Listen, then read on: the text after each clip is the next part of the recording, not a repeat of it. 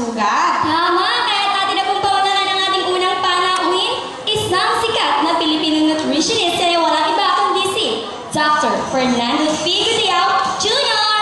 At syempre, pagdating po sa kusina, ay talaga namang siya ay kilala. Yan ay walang iba kundi si Chef Mabel Cordero. At ang sikat na mananayang sa mundo ng showbiz, Miss Veronica Zamora. Wow, talagang napaka-energetic naman. And good morning everyone, welcome to our show. Good morning, Doc Fergs. Good morning rin po sa ating lahat.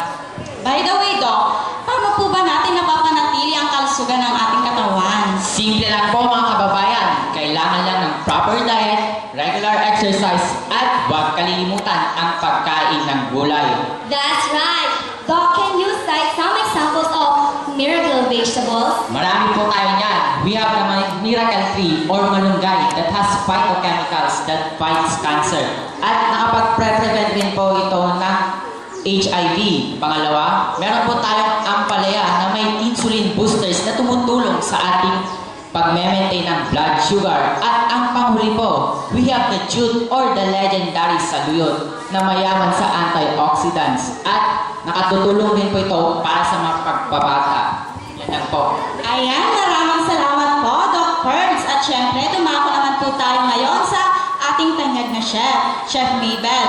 Ma'am, as a chef and as a mother, alam naman po nating lahat kung gaano kahirap pakainin ang ating mga anak ng gulay. And at that juncture, ano po ang nais niyong ibahaging tips para sa mga mami? Alam po nating lahat na karamihan po sa ating mga anak ay ayaw sa gulay. Kaya mga mamis, kung nais nyo pakainin ng gulay ng mga anak, lagyan na ng mga twist ang mga pagkain na bira nilang kainin. Kaya po ng pumpkin pie out of kalabasa. At sabay na rin ito ng juice out of extracted juice of kamote leaves with calamansi. At siya, kalusugan ng inyong anak ay ayos. Wow, ang sarap naman nun, Marge. And now let's move on to our last guest, but not the least, Miss Veronica Zamora. Miss Veronica, paano mo naman napapanatili ang flexibility ng iyong katawan? Uy, talaga lang ha? Question agad? Well, napapanatili ko ang flexible body ko with a proper diet. Tsaka pagkain ng mga masustansyang pagkain gaya ng gulay. And you know what? Vegetarian kasi ako. Bongga ha?